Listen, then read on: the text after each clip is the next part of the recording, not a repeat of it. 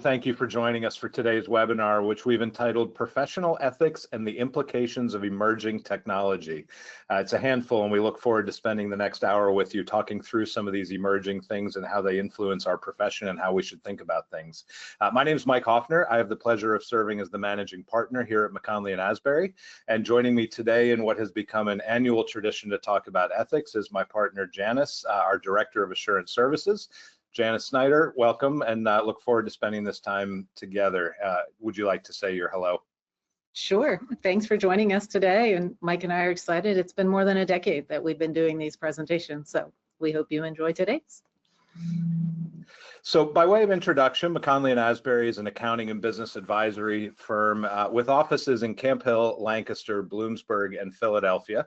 We offer a broad range of compliance and consulting services to organizations in a wide variety of industries, some of which you see there on your screen. If you'd like more information on our services, particularly on some of the unique practice areas that we participate in, I would invite you to visit our website and dig in a little deeper, and you can find out a little bit about who we are and what we do.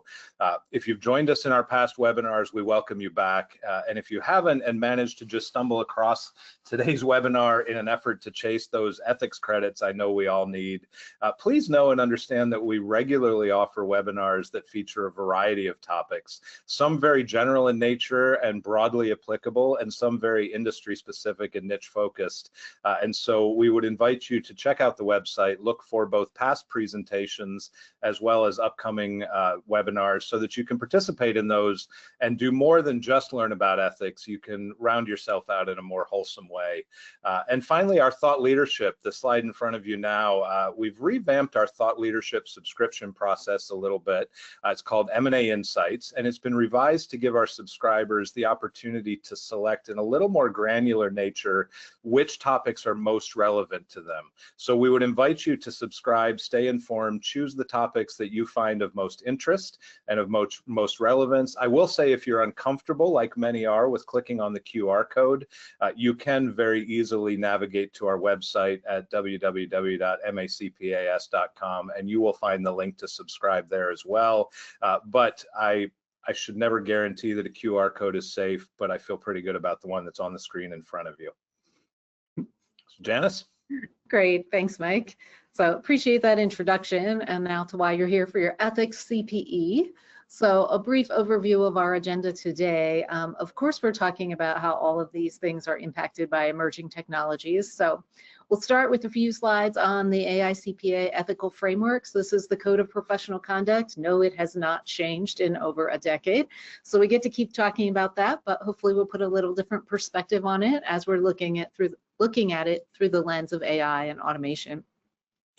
Then Mike and I each picked out a few examples that we want to share with you of real life examples and considerations as you're looking at different technologies, different tools, and how they're impacting your day-to-day job as well as our profession.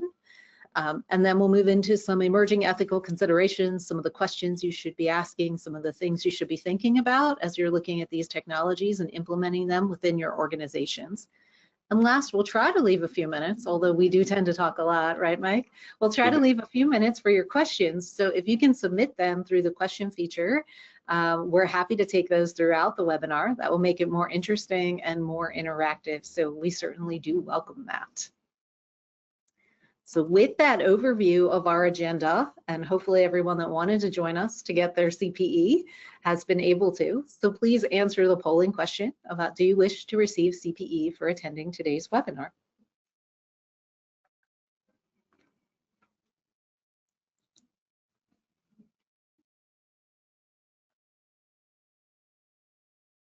Okay, we went silent for a few seconds, so hopefully that was all of your cue to answer that question. So for those of you looking to obtain that CPE, keep in mind there'll be 4 polling questions. This is the first of 4 polling questions, so you'll see them numbered as we go through the presentation. And you must answer all 4 of those questions in order to obtain your CPE certificate. So make sure you do that.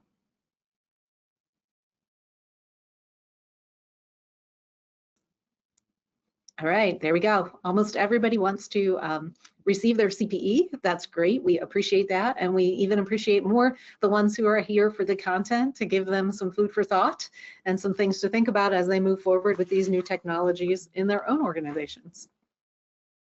All right, I would love to understand. Yeah, I love that a few of you have joined us just because I think you probably like to listen to Janice more than me, but we're glad to have everyone here. So as Janice had indicated as she went through the agenda, we need to start with the foundational aspect of the ethical framework. And this is something that we revisit every year when we talk about ethics. Some years over the last decade, we've spent the entire webinar talking about the framework. But as we try and talk through a meaningful discussion, and we talk about case studies, and we talk about relevance of emerging issues, we really need to tie them back to those core professional standards that govern our profession. And while we certainly don't expect to spend a lot of time revisiting these items today and digging into the code, it's appropriate and I would argue necessary that we spend some time on the code at a very high level to remind you all of what it says, how it's structured, and where we should go look at things and think through things as we get to the meat of the presentation, which is really talking about emerging technology and AI and how we look at that through a lens of the ethical framework. And so we're going to spend a few minutes digging through this. Don't worry, those who are pained by going into the weeds of this, we'll try and make it simple and straightforward. So at this point, the Code of Professional Conduct has been around for a very long time. Often as we talk about the code and do ethics presentations, we talk about the old code and how it was structured and when it changed. But as I was preparing for today's discussion, it kind of dawned on me, and maybe because I feel like I'm getting older every day, it dawned on me that there's an awful lot of our participants who are joining us for the webinar today who probably have only ever known the current version of the code, and your entire career has been under what we know as the Code of Professional Conduct today, and so you never saw the old format. And so it's just a continued reminder, as I said to somebody yesterday, that the folks that are graduating and being hired into our profession now are the same age as my kids, and that does make me feel old. So the Code of Professional Conduct is even older. So with that, we're not going to dig into the changes and why they did what they did, but we'll keep a little bit brief discussion around how it's set up and how we need to think through it. So the Code of Professional Conduct is set up as a conceptual framework approach, right? So it's not built to give you exact situations and exact rules. So you're not going to go to the Code of Conduct and see if this is your situation, then you must do this, right? That's how things were back in the day, and it became extremely difficult to sit back and say, well, that's not exactly my situation. So if that's not exactly my situation, how do I parallel that into what I'm facing? And so the code is set up really to let you think through types of ethical situations that you might encounter, things that you might see in the conduct, whether you're in public practice or in business or retired or between jobs.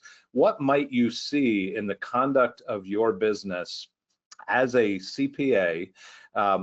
And how should you think through that? And so it gives us this framework to think through. It does not give us the answers. So none of this is new to you if you've joined us in previous years on these webinars.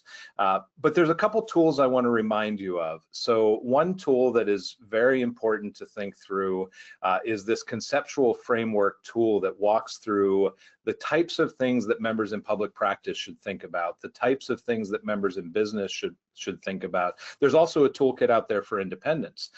One of the things that I think is important to point out is the third item on your slide, which is a much newer thing for us to consider and to sit through.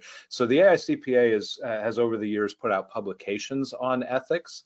But relevant to our conversation today, the AICPA in January put out a new a webinar, which is available for purchase. Yes, it's not free, but it is focused specifically on ethics in the world of AI, and it's geared towards an accountant's guide to managing the risks. So at the end of the day, if your time with us today still leaves you 2 hours short on your ethics credits for your year-end reporting in Pennsylvania, just know that if this topic is of interest to you, you may want to take a look at that additional. It's a 2-hour course and dives, again, a good bit deeper into some of these real life things that we're facing in our profession. So something new for this year that wanted to point your attention to. So as we move forward and think through the code itself and how it applies to this topic, in other years, we've gone through a real detailed look at the foundational principles, so the core principles of ethics. And yes, I am aware that we spelled principles on this slide. I didn't notice it until it was too late to change it. Both ways, we're focused on the one that ends with the LE in the chart, not the ALS. So apologies for missing that. But the foundation of our profession and the way we have to think through our commitment to the public sector and our commitment to investors and what we do, it's really around staying focused on the core principles of integrity, objectivity, due care, confidentiality, things that we generally take for granted, but often are faced with circumstances that we need to spend a little more time on. So there are other core principles laid out in the preface to the code. We called out the 5 on your screen intentionally because of their tie into some of what we're going to talk about later today. So as an aside, when we talk about AI and automation implications, let's be clear, AI is the buzzword, and Janice and I will talk about AI specifically in some of our conversation and our examples. But we're really talking about technology. We're talking about emerging technology, things that have been around for years, not just the large language models and the interpretive things we've seen just in the last 12 to 18 months explode onto the scene. So just to be clear on a level playing field, it's not just AI. We're talking about all of the technology that's implicating what we do. So what you'll see on the slide in front of you, I'm not going to read through each of these points, but this will be foundational to our conversation for the rest of our hour together here. The code was not written to speak to the environment we're in today with the technology and the advancements and the things that were being offered.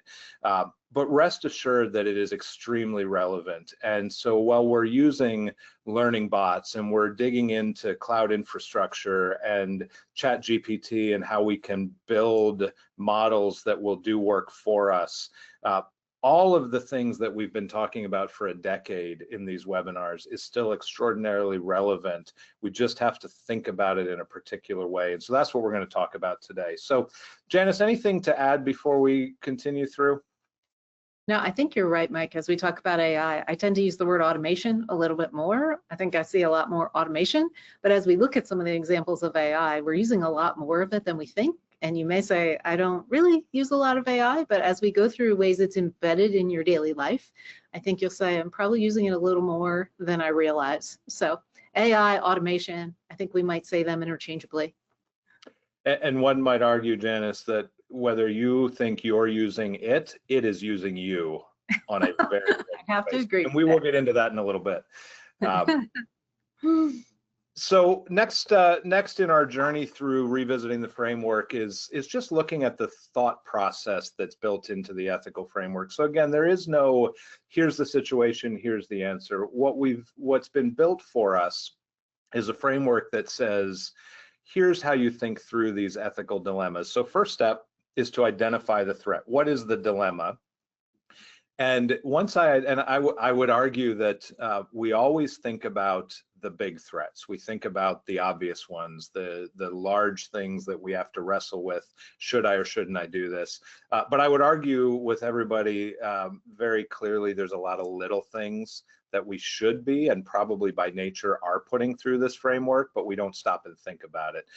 So I do invite you to step down into some of the more minutia as you think through this framework. So we identify the threats and determine whether it is a significant threat.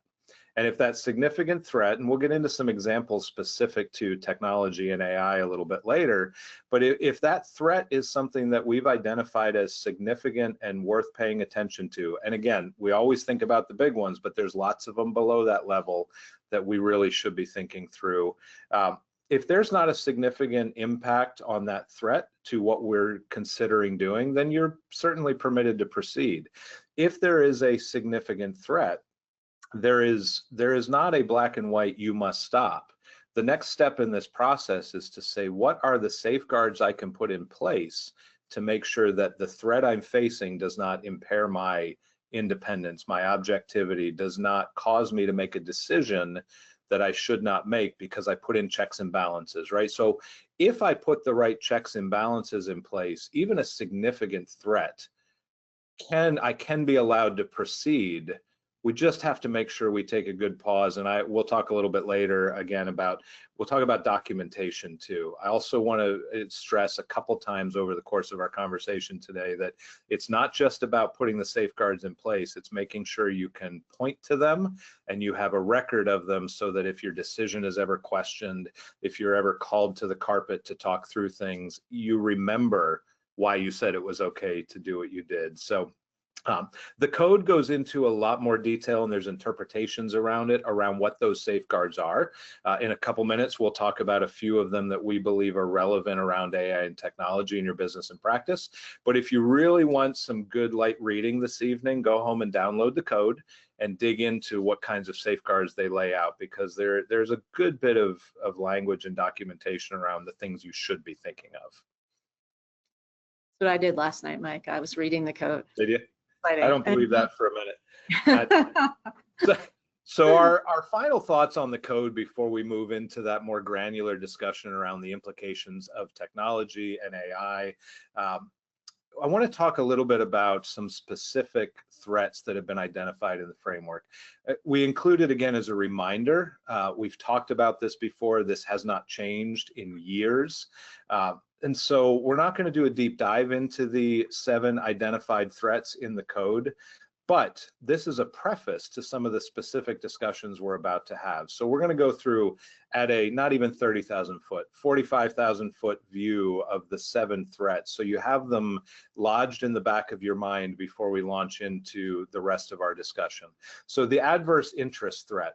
Do you have a competing interest that might make you make a decision that you otherwise wouldn't make? The simplest example is, do I own stock in the company that I'm giving advice to, or I'm holding accountable on a compliance perspective? I might be swayed to do something or sweep something under the rug because I have a way to benefit otherwise. Advocacy threat. In our profession, it is a service business. It is a service-oriented profession. And so we want to go to the mat for our clients. We want to do well for our vendors, for our leadership. And so are we doing something? Are we offering something that is more focused on what we think they want, as opposed to, or how do I help that client versus do the right thing? So that's advocacy. Familiarity is, and I'll very simply, I've known that person a very long time. I trust them implicitly, so I don't really need to dig into that. I trust what they said, right? I'm so familiar that I might not do everything I would have done if I didn't know the person, the company, or the situation. Management participation, this leans more into if you're on the audit side of our profession. Management participation is asking that question of whether you have assumed the role of management, and that role might impair your independence in the service you're providing. So for example, approving, being the final point of approval on transactions, things that management is required to do, and if they have a staffing shortage, they might call on you to do as a auditor to come in and help them. And there are ways you can structure it where you are not participating as management, but you have to be aware and be careful. Self-interest is, do I have some level of something that I want, or some reason I might do or not do the item at hand? So a simple example, I kind of want to go work there someday. And so maybe I'm not going to make a big issue about this thing because I want them to like me. Very obviously simple example. Self-review is, are you looking at your own work? And then undue influence is that idea of, is your client or is somebody holding something over you that in our world, it tends to, the easy example we lean towards is fees. I pay you a lot of money to do this for me, do what I want, or I'm going to fire you and stop paying you. But there are far more nuanced versions of that. So just a very high level review of what the identified threats that we're going to be thinking about. And some of these, again, will be a preface to what we're about to dig into. So with that, that ends our historical review of the code. And so I believe our next step is to move Janice into our next polling question. question, correct? Yes. And this really sets the stage for things we're going to talk about moving forward. So we'll see what they think is the most concerning in regard to AI and the profession.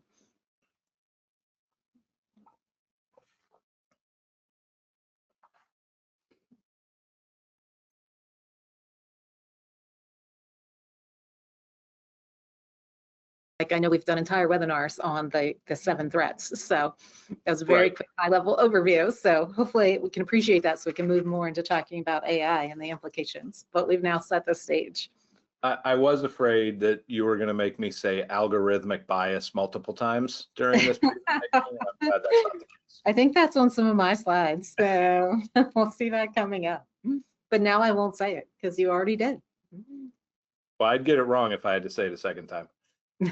So please finish up your responses so that we can get everybody their CPE credit.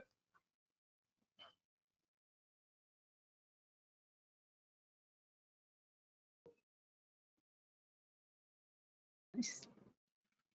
There you go, Mike. What do you think of the results? Yeah, I tend to, it sort of lines in with where I would expect. I think the output side of things, and we'll talk about it in some of our examples, is one that I hear and resonate with, and the manipulation and the misleading aspect of them. When you take professional judgment and thought out of it and put something through a machine, I actually thought that one might be even higher, but it does not shock me that security and the confidentiality of the data being used in these models is at the front of people's minds.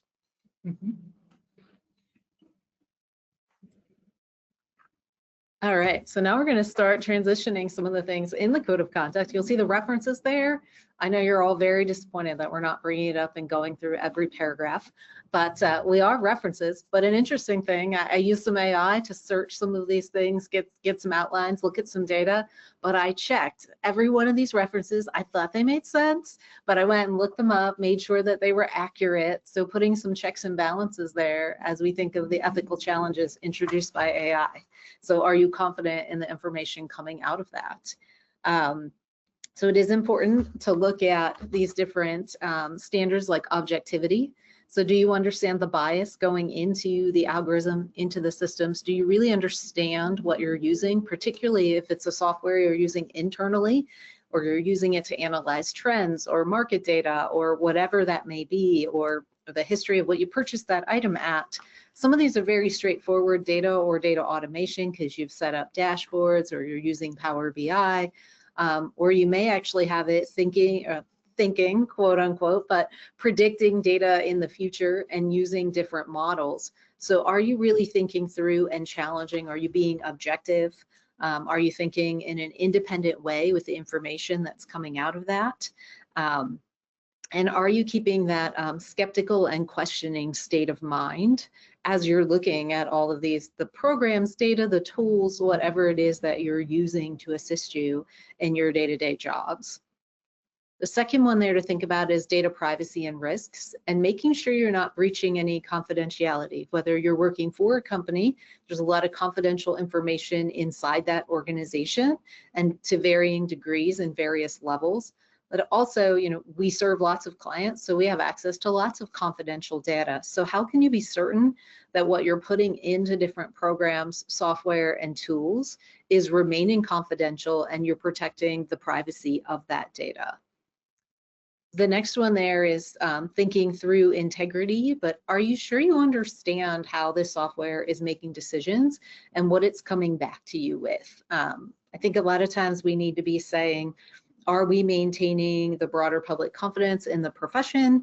Are we thinking through, does this make sense, the answers that I'm getting?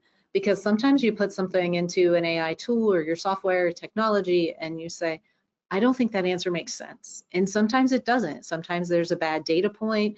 Sometimes there's too many volumes of information that you don't know where it's coming from and it's skewing the outcome. So are you trying to ensure the integrity of the data, but also the integrity of the decision making? If you're going to rely on that analysis to make decisions in your business, or in my case, in an audit, does that make sense? Can we move forward and say this balance is reasonable? Do you understand how the technology got to that answer? And I think that's important. Well, it is important. It's integrity in our profession. The second one, another one is accountability gaps. So challenge is kind of the do care principle. So are you thinking through competence and quality in all the tools you're using?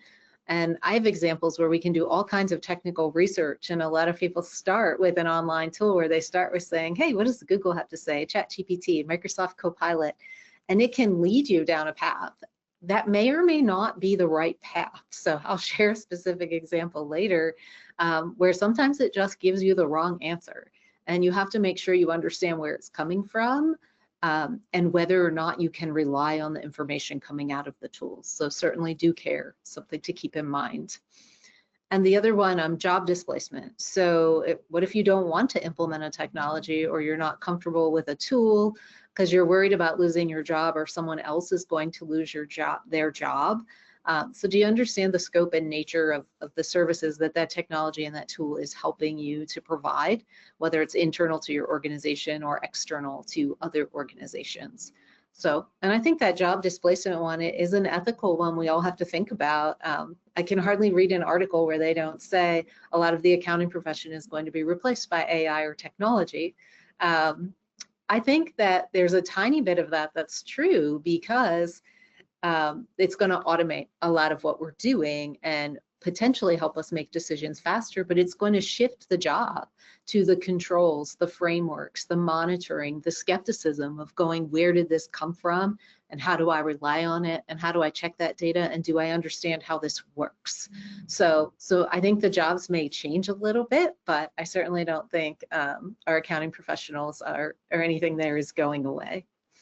Anything to add to that, Mike? I see you smiling. No, I agree 100%. I think the idea that the AI and the bots and the things that are emerging will replace people puts us in a very precarious position, because I mentioned it earlier, when you lose the professional judgment aspect of what we do and the interpretive aspect of what we do, then you will get the wrong answer often, and you will make decisions based on an algorithm that doesn't have that softer touch to it. So I think the issue at hand is, how do we elevate the folks who learned all of the nuances by doing the stuff that's being replaced? How do we elevate them more quickly into that advisory role, so they think like an experienced person without getting the experience of doing the things that legitimately bots and AI will do for us?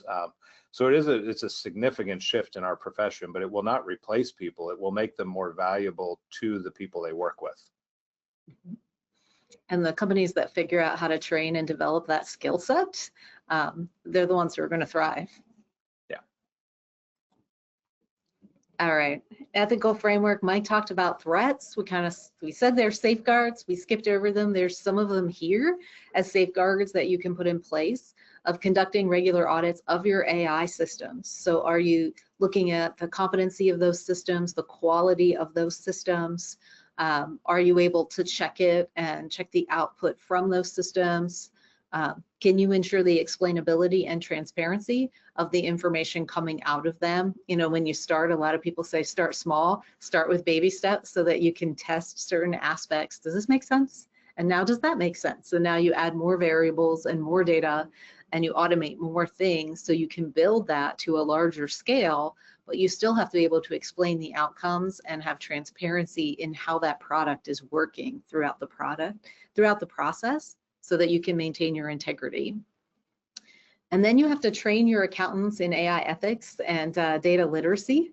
So what are the behaviors of, do they understand what they can and cannot do with this software? Is it a closed loop AI system? We have one of those we can do research in, and in a closed loop system, it's protected, it's secure. You should be testing that and making sure that that's the case, as opposed to a public system where you're putting information out there and you want to make sure that there's nothing that would reveal your company, something specific to your organization. Certainly, we would never put client information in a public source of data. You think Microsoft Copilot, but there's all kinds of bots and things out there. You certainly wouldn't want confidential information, and you need to train on that so that everyone understands. Are you using diverse data sets to reduce the bias so that you can be objective in those outcomes? I said earlier, you could have some very large data points that are unreliable or miskeyed or something that's just plain wrong that's giving you an output that doesn't make sense. And you want to make sure you're not making any decisions on information that doesn't make sense.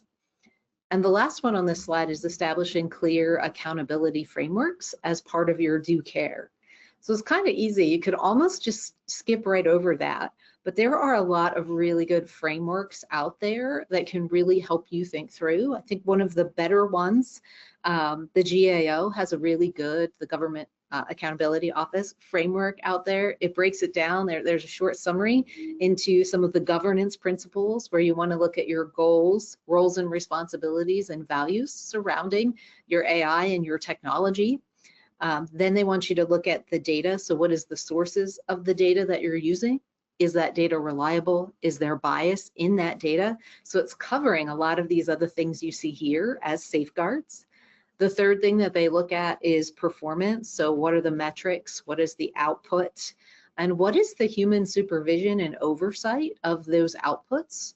And the inputs as well, so that you can understand that information. And the last thing there was monitoring this. So is there traceability of the information? It can't just go into a black box and spit everything out. So do you understand it? Is it traceable? Could you go back and look at some source data if you needed to? And then are you performing ongoing assessments of these technology tools so that you know how they're changing, how they're evolving? Is their security the same? Does it need to be enhanced? Is there something they can be doing better? And then last, how do you scale it? Because we're trying to leverage this in a way to make our jobs easier, make them better, and be able to use massive amounts of data in some cases to get to faster conclusions. So are you able to scale that by putting all of these protective mechanisms in place? So I look at all of this and I don't know that it's less work. I think it's different work if you're going to follow these ethical safeguards and the frameworks. And the last thing is, I'm an accountant, but I do a lot of documenting as an auditor. If it's not documented, it didn't happen. But in this process, documenting your processes, your decision making, the controls that are in place, where the data is coming from, how it's calculating and coming out is so critical. And who can access the data, who can change the data. This isn't anything new. I've been looking at this in audits for 25 years. It's just evolving the tools that are there and the types of technology we're using to do it. So don't skip over that last point for your accountability framework. I think it could help you put a lot of things in place in your organization, and it could really help you to document that and structure that in a meaningful way. Anything to add there, Mike? You're nodding, and we've been doing this too long. We know when we have things to chime in on. So the last slide here are just some regulatory considerations. If you're looking for some of those tools, the AICPA statements on standards for attestation engagements, there are some guidelines there around some of your IT general controls, they call that, but it's going to cover the software, the tools, the online tools that you're using. There's SOC 2 reports. We have a whole team that would love to talk to you about that. How about you, Mike? You could have a lot to say about SOC 2 reports and what those criteria are for AI and automation systems. There's data protection laws in the EU and then some real specific ones for California. Some of those have some pretty good frameworks within them if you're looking for tools and resources.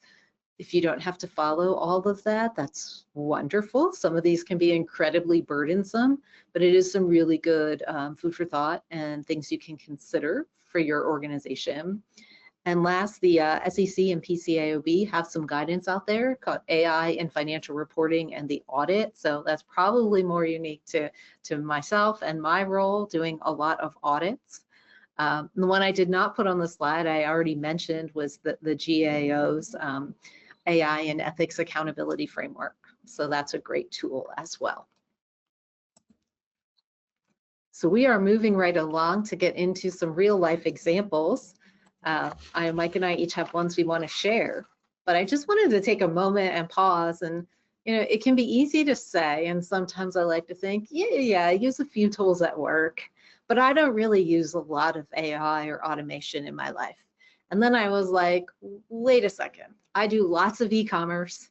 I do have health and fitness apps. You know, I have step trackers and I use MyFitnessPal. It's actually listed there.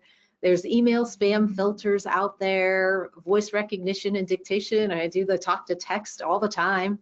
I use translators when I see something in a different language or I want to know what that means. I can hardly log into any website without getting a customer support chatbot going, how can I help you? It's in our research tools as well.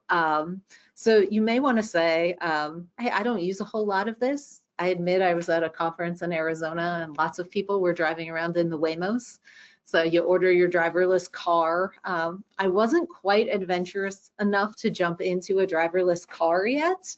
I don't know about you, Mike, but the technology is there. And a lot of people are using it. So does anything jump out to you, Mike? Well, no, I think if we all sit back and talk about how much, and I made the comment earlier, how much we use AI versus AI uses us. I do think there's a lot of things on your slide here and sort of buried deep within some of the summary level things you have on the slide that we don't realize how strongly we are targeted with AI-driven algorithms. And a lot of it is around marketing and recommendations. And we've all had the experience where we think that our phone was listening to us, right? I'm sure we've all had that where we had a conversation about maybe taking a cruise someday, and tomorrow all of a sudden I'm getting Carnival ads and Princess ads, and we've all had that. But it is real, and I think we don't appreciate how strong it is. And one of the things that it scares me a little bit, honestly, is this idea of like geofencing in marketing and in recruiting, where you can get incredibly targeted to, this is the type of person that I want, and if you see them walking near a fast food place, well, then let's get an ad to them because we've targeted that fast food place as somewhere where our customers might go. And it's that sophisticated that it knows you well enough, Janice, that if you drive by the right place, but it's not where it wants you to be, it's going to start targeting you very specific, right? It's scary stuff to try and draw you in. It's so the marketing side, I think, is where we don't realize how far this has gone. On the business side, you will get into a couple examples, but I think it's a lot deeper than any of us realize as well. Great, thanks, Mike. So we are up to polling question number 3 before we get into those examples. So which AI tool most significantly impacts your life? Now that we've given you a few things to talk about.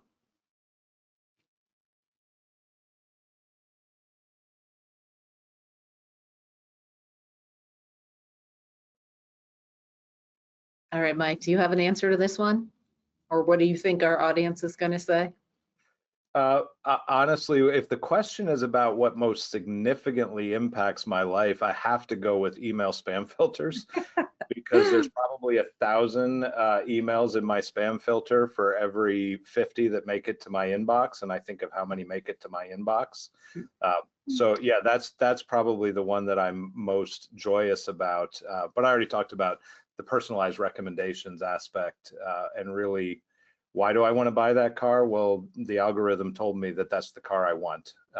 And it might be right, it might be wrong. Well, we're at the point that we get to see what all of our participants say today. So a lot of them said personalized recommendations. That one was pretty high on my list. As I sit here, let me have my phone, hear me talk about, a trip to Aruba. That would be great, so that they can start target marketing me on that. Right. Like you said, Mike. Disney, that's coming up soon too.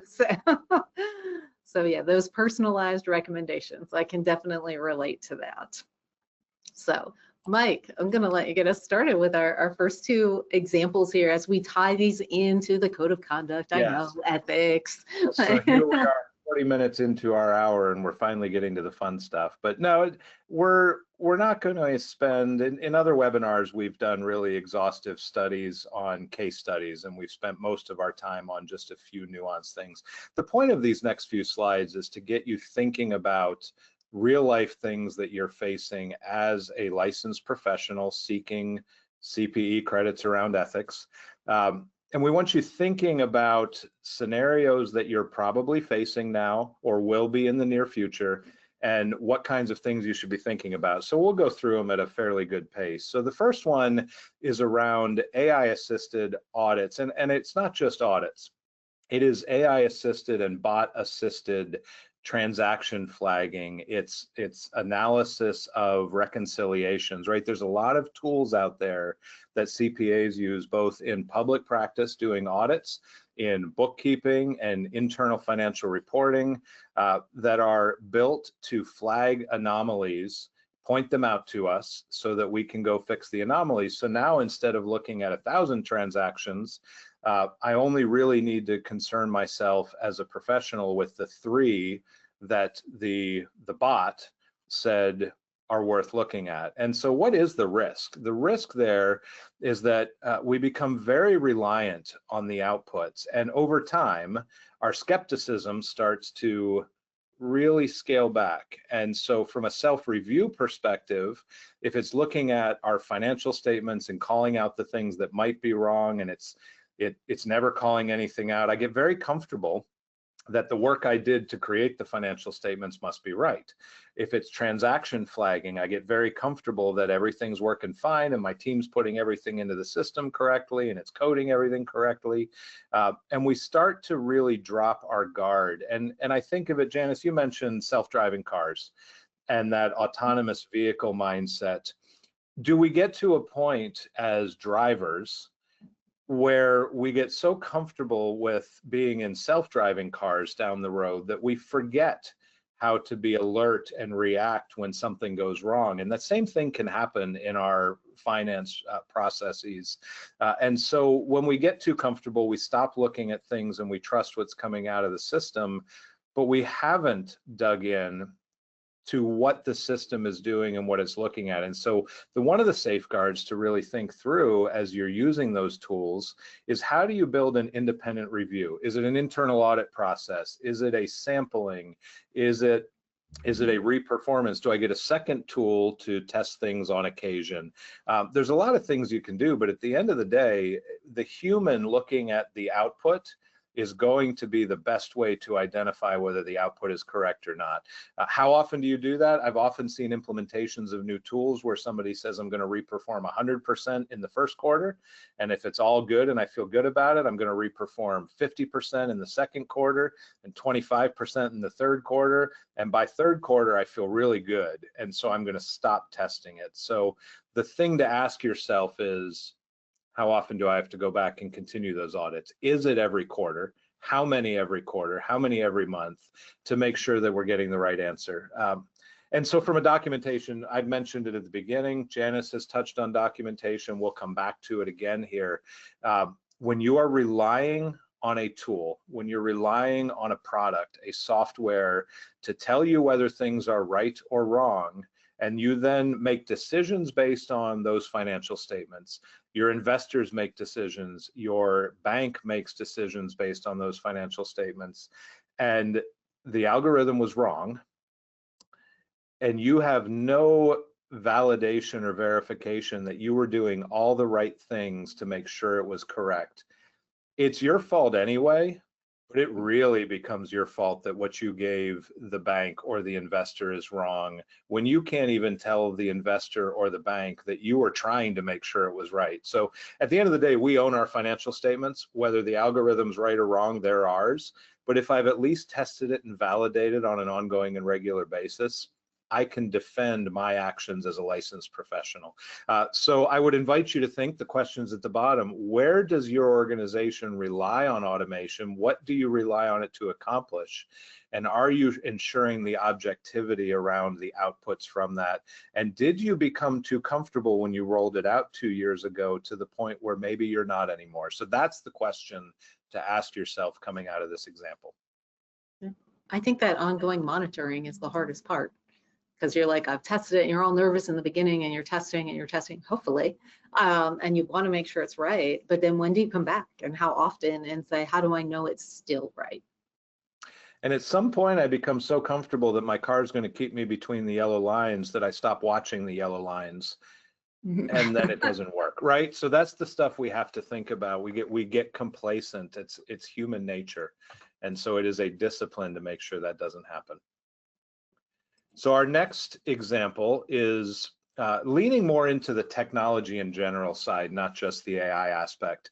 And I hope as we talk about data confidentiality and the use of cloud-based tools, I hope you've all been thinking about data security as it relates to these tools.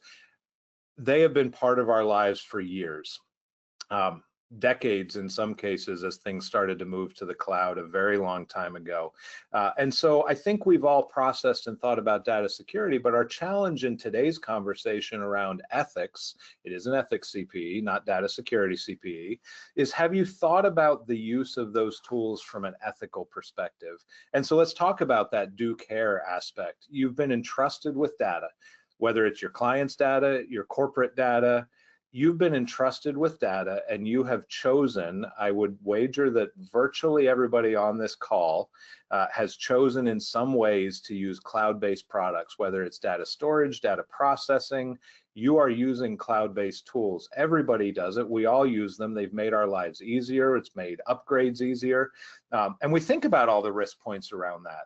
As a CPA, I would challenge whether you've thought about your duty of due care and who that duty is to. And in this case, if you're in public practice, that due care is for your client. It's not just about the things we think about with cloud providers, uptime, availability. Am I able to get what I need when I need it? It's about the commitment we've made as a licensed professional to make sure that we take care of the information that's been given to us. So it's far more than just disaster recovery. So your safeguards have to be clear. You have to understand the terms of that environment. Again, not just from a security perspective, but what else are they doing? What is the contractual arrangement? Do you know how they're safeguarding the data? Do you have the appropriate insurance to cover the data loss should it happen? Whose fault is it? Well, again, ultimately, you as the practitioner, you as the licensed professional have a duty of due care to the data you've been provided. And so a breach is your responsibility. And so we have to ensure that we understand what happens in the event of a breach at a service provider we have chosen to use. And I'll come back again and consistently to documentation. Have we validated that we've done the right thing with regard to those tools we're relying on? It is wonderful that you vetted out your third-party service provider where you have all the data in the cloud. When there is a breach and your client looks at you and says, I trusted you, what did you do to make sure my data was safe? You need to be able to answer that question. And so it is a routine, much like our last example, it's a routine of revisiting those things regularly. So the questions to ask yourself, what are we using? And where do they have our data or our clients' data? And make sure you are prepared to answer your clients that you use due professional care with the data they've entrusted you with. There's so much you could think about there, Mike, in different industries and kind of those levels of data confidentiality. If you have to be HIPAA compliant, that's a whole nother level. There's banking and financing standards.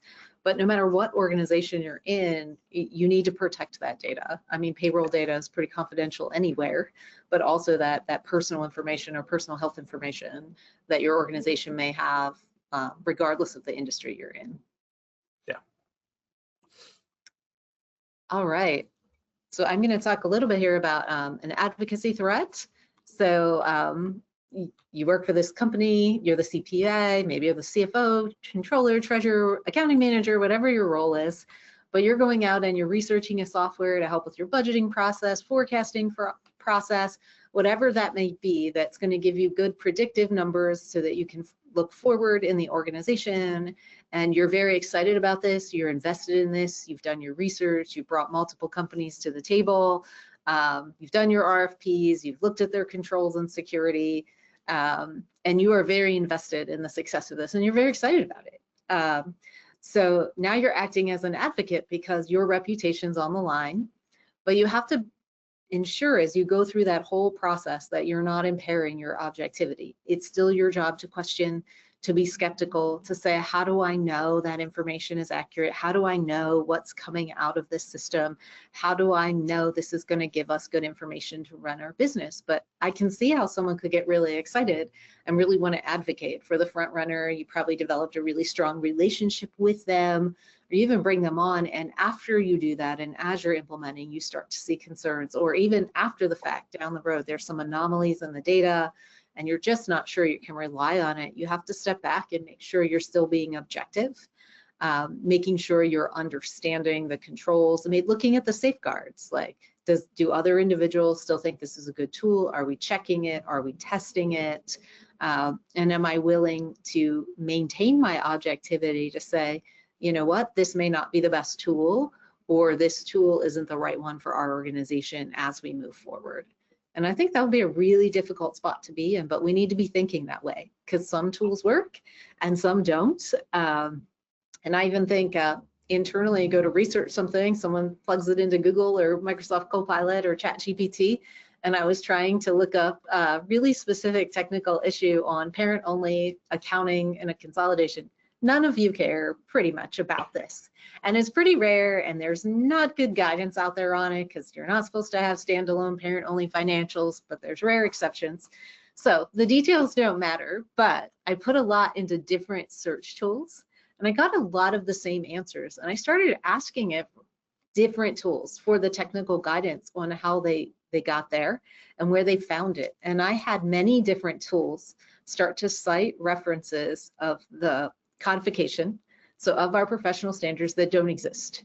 Now, in a logical order, it would have made sense, but AI was filling in sections and citing it as valid references for technical guidance that literally doesn't exist. And I think you always have to have, I was like, how could I have been doing this for 20 years and never seen this? There's no rule in the last 15 about this. I'm certain of that. I've been staying on top of this. And I got AI to give me many incorrect answers on these searches. So I think that advocacy threat is real. Like, you want this to be right. I loved the answer I was getting. It's the answer I wanted. It just was not the right answer, and that technical guidance didn't exist. So I would certainly say be cautious in that. So ultimately, know how your organization is ensuring the effectiveness and objectivity of those AI tools. And this is our last example. So it's a familiarity threat. I'm not going to go into this too long in the interest of time, but just your vendor relationships. Are you challenging them? Are you questioning them? This could tie into the last example too, if you're really invested in that vendor or wanting it to work. So making sure you're being objective, you're putting your bias aside and saying, is this truly in the best interest of the organization? So good vendor management policies, independent assessments, and checks and balances on the results of those tools and how you're using those tools will be really important in your organization. So anything else? That is our last real life example. No, I think the summary is very simple, Janice, and you said it in your last example. You used the words, it's still your responsibility. And that is the underlying theme of all four of these examples, is the tools are fantastic, but it is still your responsibility to do all the right things around the use of those tools. I actually think, Mike, we have some wrap up and some questions before one last CPE. So. All right, well, let's fly through these last few things as we're getting ready to land the plane here. So we're going to shift back to just a few core reminders. AI and its relevance to ethical principles. AI is not going to replace people. It will make people more productive. If it's done right, it will make people more productive. You can't replace people with AI without putting yourself at significant risk. But at the end of the day, you have to have humans with competent professional judgment to protect the trust of the people that we're serving. So just keep these things in mind: responsibilities, your integrity in accepting what comes out. You would not accept something that just came out of your internet search a few months ago. So now that you're learning how to use large language models, have that same level of skepticism and put the same level of professional focus on it. So none of this is any different than what we've been talking about for the last 45 minutes here. Yeah, these slides just drive some of that home as you see the same words. I talked a lot about transparency. Do you know what's going into those systems so you can rely on what's coming out of it? And as you're automating those processes, is the data secure? Is it private? We touched base on job displacement and some concerns people might have there and how that may affect their ethical behaviors and how it's going to shift the role of individuals in the workplace. You want to make sure you're being unbiased. So you do not want bias in your decisions. You want to be fair in those decisions that you're making. And you want to make sure you're always thinking about accountability and liability. It is your responsibility to understand and assess these things, and you're responsible for the outcome. Mike? So before we move to the final polling question, so you can all get your CPE, we just want to run through a couple of key questions that you need to be asking as your organization explores and adopts new technology and new products that are being posed to you. And some of these are things that you should think about as you're doing vendor assessments on potential new tools. Can you rely on the outputs without human review? Maybe, but you have to think about it. What is the risk that the tools create bias or misleading results, particularly if you're using an open model, a public model? There is going to be bias and misleading results. How is your client data being used and stored? What's happening when it goes into those tools, and who sees it? Where does it go? Who has access to it? Who's responsible when it makes a mistake? It's your responsibility, right? We'll keep saying that. But then it really is about policies, and Janice hit this pretty hard earlier. It's about having the right policies in place to govern and guide the use of AI in your organization and how the data is used and how the outputs are used. So the last question I will pose, and then we'll move for the polling question, is simply this: when the algorithm says everything is right and AI gives you a result that you like because it validates all of your thought process, but your gut says something still doesn't feel right, be prepared to act on your gut, because we are professionals with experience, and as professionals with experience, we apply judgment to the data and the facts, and that's how we get to the right answer. So we cannot blindly rely on what it says, particularly that still small voice that says, it's just, I know it says that, but it doesn't feel right. So listen to that still small voice. So with that, let's move on to the last polling question, and then we can close things out. There we go. We find out. I've learned something new today. Yes, no, or I'm just here for the CPE.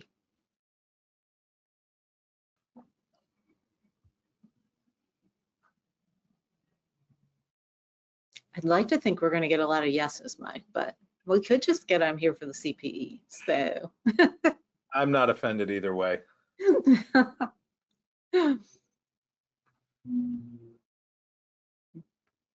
Ethics is always a challenging topic to keep interest and to make it interesting, especially since the code hasn't changed in so long. So hopefully, if nothing else, you got a few things to think about, and it wasn't you know, a very boring hour of your life, hopefully.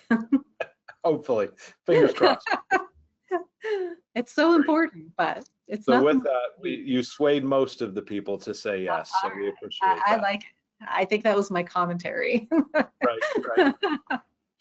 So we're going to wrap things up with just a few final points here. And in the interest of time, if there are any specific questions that came across, we will reach out and answer those directly to those who asked the question. So we do appreciate you joining us for the webinar. If you have further questions that you did not submit through the webinar process, you can feel free to reach out to either Janice or I at the information that's on your screen. We will be more than happy to talk through those things and assist you. Just a couple of just reminders and data points. A recording of our presentation will be posted on our website and through our social media sites in the next few days. For those who did request CPE and you answered all of the polling questions, certificates will be sent out within the next month, so it'll take a few weeks to process all of that.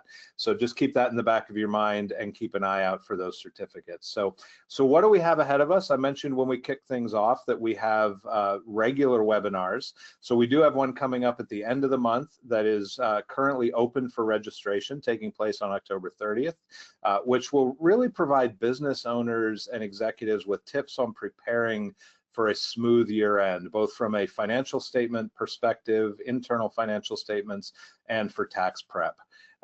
Shortly after that, we're really excited about our upcoming Collaborate 2025 event. It will be our 11th conference since we started hosting Collaborate. This year we'll be at the Eden Resort and Suites in Lancaster. So I hope you can join us on November 6th for what should be a really engaging day. It's a wonderful outline and agenda that should speak to our community's business leaders, executives, and the change makers in these organizations. So please take a look at that, and you can go to our website to register for that. We'd love to have you join us. And finally, on November 20th, be sure to register for our AEC webinar if you are in the architecture, engineering, or construction space, or this just sounds interesting to you. Entitled Owning the Change, the AEC Financial Professionals Blueprint for a Successful 2026.